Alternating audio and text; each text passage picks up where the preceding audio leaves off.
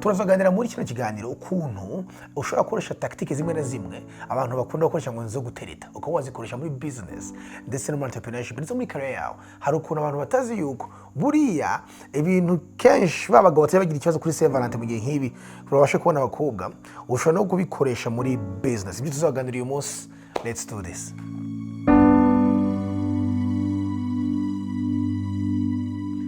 Nongeye kubasuza rero murakomeze bien. Yours truly Coach Gael hose kuri Instagram kuba nkurikirana hanyuma no kuri Abavip TV kuri YouTube channel kindi cyaganiro cyanyu buri gihe tuganira byo kwiteza imbere business ndetse na entrepreneurship. Uyu munsi rero bafite ikintu kidasanzwe. Think about this. Uyu munsi turi muri season none shakunda kwita ngo ni Saint Valentin y'abantu bakundanye, no? Abantu benshi mushobora kuba muri mu rugo muri mwenyine cyangwa abantu batari bafite abantu uyu munsi nubwo ngiye gutanga amasomo na principles ushobora kugenderaho nk'umu entrepreneur muri business. Nawe ushobora kubura buri ushobora kuza kwigira uyu munsi byuvuze Saint Valentin yo gutakaza ufite umuntu. So reka rero uyu munsi ndababwira zimwe na zimwe muri actually ni igitabo cyitwa The Art of Seduction cy'umugabo w'umuhanda witwa Robert Greene. So igitabo yegeranije uburyo hari abantu bakora seduction cyangwa se bakurura abandi bantu biciye mu buryo butandatu butandukanye. So nibwo tuze kuvugaho, ariko gihe umunsi ndabuzana muri business, mbuzana business hanyuma turebe kuko think about this. Niba urakora business, niba uri umu entrepreneur cyangwa se niba ufite umwuga uzi gukora uri mu kazi yanose atandukanye, ikintu cya mbere uzakenera kugira ngo ubashe gutera imbere n'abantu. Abantu uzakenera byenze bikunze. Niba ngo uzakenera guconnecta n'umukoresha wawe cyangwa se umukiriya wawe, uzakenera guconnecta n'umupartner mu partnering mu gukora ibintu byinshi kurusha, uzakenera guconnecta n'aba vendors, uzakenera guconnecta n'abantu benshi. So uzakenera no guconnecta n'abantu no bitwa aba mentors, b'abantu bakurusha ibintu ukeneye yuko bakwigisha. Ni gute wabege, ni gute wakora connection no bantu bose urareba ubunona ugasanga urakeneye ukoresheje uburyo. So babwira sasa hari uburyo bugera muri butandatu niba ngubona bashirwa gatandatu bw'abantu batandukanye n'ukuntu ijambo gutereta ariko rudi hari ukuntu sounding ariko nta kuntu turikoresha amaturi wese ukuntu bihura na business. Abantu ba mbere ngo n'abanyamitomo, nibaza ko cyane n'umuntu uri nyuma ya kamera ameze nk'umuntu umunyamitomo. So abangaba bitwa the flirt. Ubwo bwa mbere bwa the flirt aba n'abantu bakoresha umunwa kugira ngo atsinde umutima w'umuntu. Akoresha umuntu. Sivuga ngo uyu nguyu ni umuntu uri bubashe arivuga ibyiza mu gihe gitoya, avuga iki hanyuma narangiza atanga n'udukompliment hayo bafite ngo twahino na hato utuntu nka turi, you know aradutanga akabasha gukura akagusha umutima umuntu yaratereta neza. But here's the thing though, ibyo bintu rubizi yuko no muri business birakenewe cyane. Koreko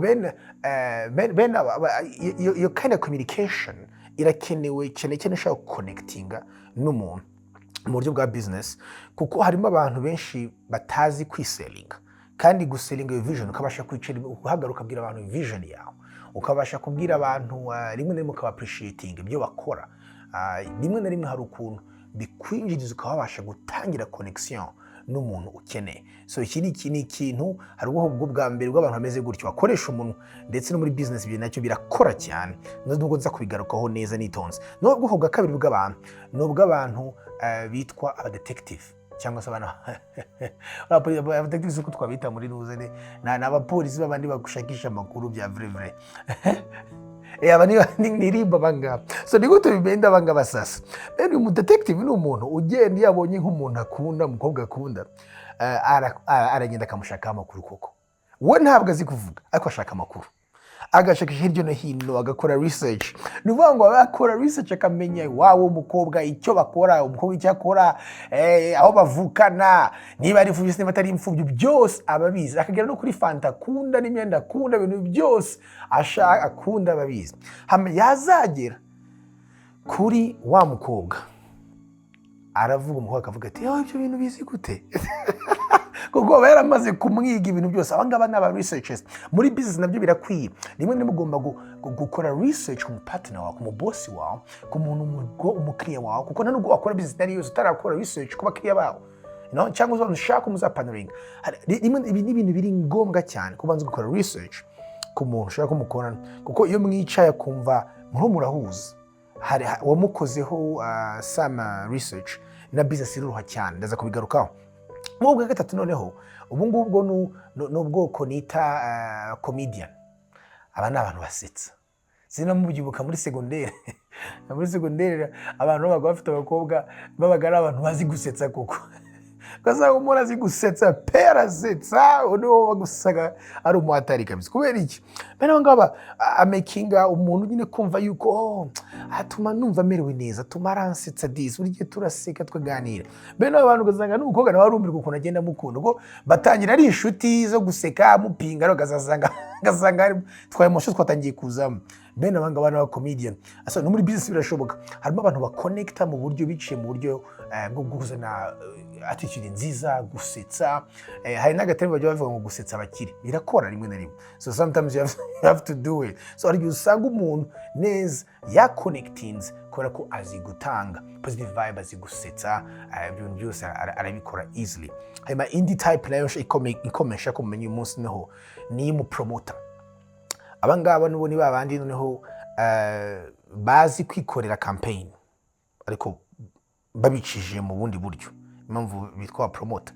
Bene uyu muntu iyo yakunze umukobwa ikintu cyambere banza gukora no kubanza akamikinga show inshuti zo mukobwa, umuryango w'umukobwa, abantu bose umukobwa bamenye, akabajya akabikundisha, byaba ngombwa akabafasha, akabagira iki, akaba izo inshuti zakazigurira akazifata neza kabisa, neza akazitaho mu buryo bwose, ku buryo uzisanga uwo mukobwa azisanga mu gihe kiri imbere abantu bose bamuri ruhande bamwegereye bose barumva atari ko kabisa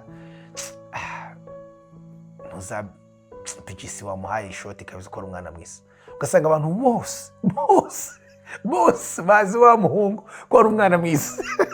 Kora ko bene uyu yakoze akazi ka promotion, yafashe umwanya yinjira umuryango wawe, none ari igihe bigera ku rugasanga na mama wawe ukwibyara arakubwira ati ko vraiment ya Jean Paul kabisa wamukunze ko umuntu ari umusore mwiza. Bene umuntu nagaze gukora akazi direct ariko azi guca ku ruhande akikudisha abantu. So no business it's the same way. No, this business the same way. Nubwo ushobora kuvuga ese ko ntabona access iri direct, kuri maybe gaye nushaka kubona business nani, ariko ukavuga uti sasa what nziko korana n'uyu muntu, korana n'uyu muntu, ukagenda ubona ko service nziza ukabagaraho mu buryo bwiza, ku buryo abantu ari apana abo bantu bazangeraho bambwira bati shimwe dukoreye akazi keza, uyu muntu vraiment mu kazi ke akora riseriye n'ibiki byose, bizatuma ndushaho kwizera kubera yuko hari abantu bo barakuvuga ibintu byiza. Very important. Indi noneho indi part ya noneho sasa niyo nakwita the success. The success uyu nguyu ni umuntu akenshi waragize. Donc success nyine nimvuze ko nyine afite reputation yo kuba yamaze kugerayo. So bene umuntu we akenshi usanga yageze no ku bakobwa cyangwa se ku mukobwa ashaka, umukobwa bafite amakuru already y'uwari. So bene ngaba bari abantu bagize success ku buryo reputation batanze imbere, nuvuga iyo bageze umukobwa babazi already. So bene abanga numbeze nuko nguko hari umuntu ukora wakagira ahantu kabize kubaka izina ku buryo connectinga noneho byoroha, usigara gusubikoresha izina n'imirimo n'ibikorwa amaze kugeraho. Hanyuma kanyuma sasa navuga no sasa ni mu giver, umuntu utanga. Harimo abantu batanga ama gift kabisa, akaba ariko ashobora kugaruza umuntu gutanga ama gifts kandi ubundi bako kabisa mukunda ama gifts cyane.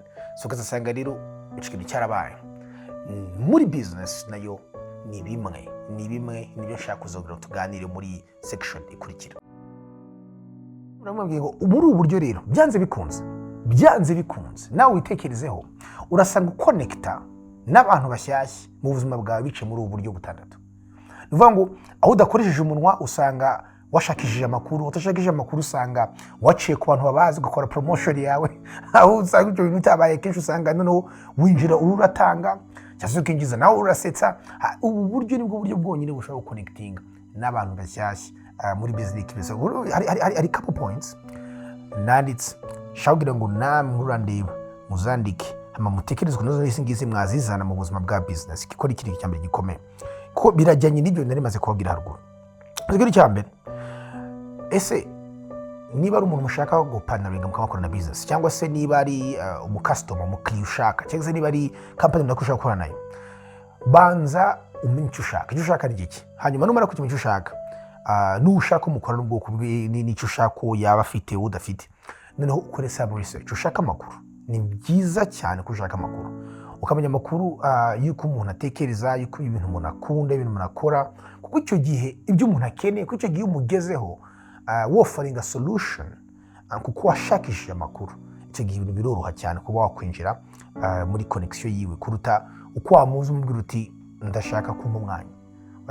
Ariko iyo uje ukamubwira uti sasa nararebye nsanga inkurikirana ibikorwa byawe, nkurikirana ibintu byawe, nkurikirana abantu benshi cyane, n'abantu duhuza cyane, n'abantu bajya baza akambwira ati nkurikira Abavip cyane, nakurikiye kuva video ya mbere, akambwira video yanjye ya mbere, akambwira video yanjye bwa kabiri navuze, akambwira ukuntu nkurikiranye, akambwira niki.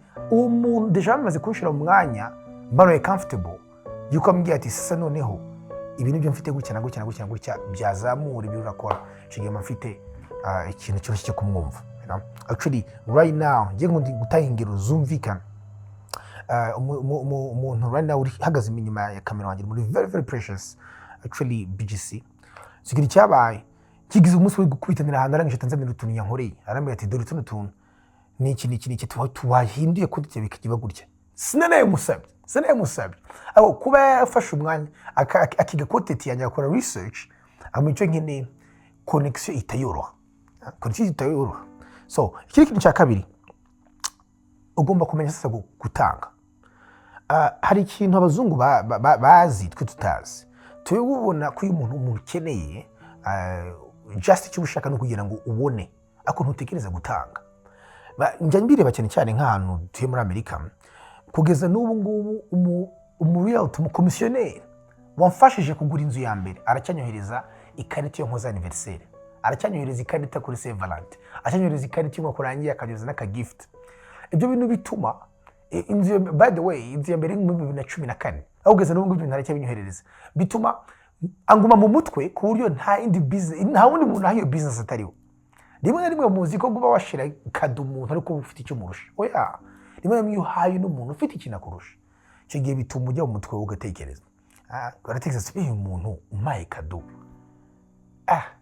hari ahantu umufashe ku mutima. Ngiye kindi kintu nakoze, najyaga ntwara amakado y'amasaha, commenters bangiye ntwara amakado y'ama wines, nkababwira ati please kama gift na carte. Icyo ni ikintu cya mbere gikomeye. So always think of really handy gifts niba ushaka gukora, komeza kugira ship nziza nk'aba bagiva twavuze hejuru.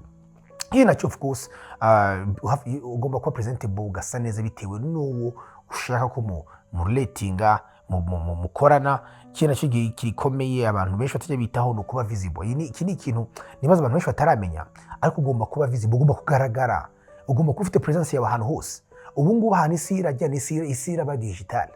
Ni ukuvuga ngo nushaka guconnectinga nanjye n'iki bizoroha ufite social media iri active, uri umutwitsi kuri social media kuruta uko waba just uri aho ngaho nta kintu ufite. So uvuga ngo ariko mbonye uri umuntu ufite icyo ukora, ufite social media iri active, uraposting, ufite ubumenyi abantu bakwigiraho, nawe ubwawe uba byoroshye, umuntu arakubona hose. So please, niba ushaka connecting n'abantu runaka, shakisha ama events y'abantu ari, shakisha ama seminars y'abantu ari, genda ushire ujye online ugaragare, ubone kugaragara, bizakorera connecting. Akandi kantu gakomeye, gushaka recommendation y'abantu bakurenzeho ni byiza. Sometimes ujye ukorera umuntu ukurenzeho, najya no kuguhemba cyangwa se najya kukugira iki, umukorera akantu umushimisha, najya kuguhemba ngo ariko icyashimisha cyane nuko washiraho aka recommendation, ntaginga kuri Instagram cyangwa se mvuga unyandikeho uvuge yuko ari gihe gufashisha, cyangwa uti please washake abantu mukorana nk'abandi batatu kabambwira ko ibintu bikora. Abo ntabwo bitegeza ibyo bintu, ariko guza umuntu urenze recommendation cyangwa kumusaba kuba yakuvuga, ikindi kintu gikomeye cyane, gikomeye kuruta ibindi byinshi. So akandi kan you shall connecting, please ntuhite usaba ama favors menshi vavu. Hari umuntu muconnecta ukumva ubwenge bwe, ukumva uramukunze, no muri cyo gitandukanye, agahita atangira ati rwose turumva nyine 500 wame 500 ya dirite mitambona yuko ibyo byose twapanze bitari seri niho gutangira urubona n'umukobwa umunsi wa mbere muraganira n'ibiki byose direct gutokesha ndashaka gusora mupana mama fite umuntu w'umusazi so harimo ibintu bimwe na rimwe gendesha buhoro buhoro very important. Hanyuma ikindi of course twakivuzeho tangira utanga mbere yuko ushaka guhabwa reba icyo wazana muri relationship ureba icyo uwo muntu kurenzeho ukeneye wamuha ikibazo wakemura mbere yuko ushaka yuko nagira icyo gufasha. Hanyuma very important ikindi narangirizaho no kubasha kuba wabasha kwivuga no kuvuga ibyo uzi gukora ariko utagaragaje kuri umwirasi. Kwishyira mu cyongereza bivuga ngo learning the art of bragging about yourself without really being cocky. In other words, kugira ngo umuntu wese azamenye ibyo uzi gukora no kuzabivuga ako niho uburyo bivuzemo n'ubuhe nugira aho kavuga nk'umuntu yemera deje umuntu akumva akaba yabonamo kanu kari koki ni ikibazo kuko buri bukaba munyamitoma nababwiye wa muntu uzi gukoresha umunwa uwaza akavuga atari kuranze jewe gatagira kubwira umukobwa gutyo deja bakobwa benshi birangiye ako hari ukuntu ushobora kuza ukavuga ibyiza byawe kandi kwaje uciye bugufi ariko megize jogo bivuze so bivuga hari ukuntu uvuga ati nibyo niza ahantu nyuma yaho nza kujya hariya hanyuma nyine n'ikindi cyo bicushamo n'utuntu ariko ukavuga ibyo umaze kugiraho narakoze mutwakoranye actually ya company ikomeye nini tweze gukora kuri projet imwe n'imwe nezi ariko nyine ndaho ndacyakora abandi bantu atari kubona ya projet yindi mwigeze kumva ikomeye cyane muri Kigali neko za consultance twakoranye n'iki hari ukuntu ushobora kuvuga akuta soundinze nkaho uri gitangaza so ni ubuhanga n'ubwenge kuko byanze bikunze umuntu ni utuma uconnecting easily.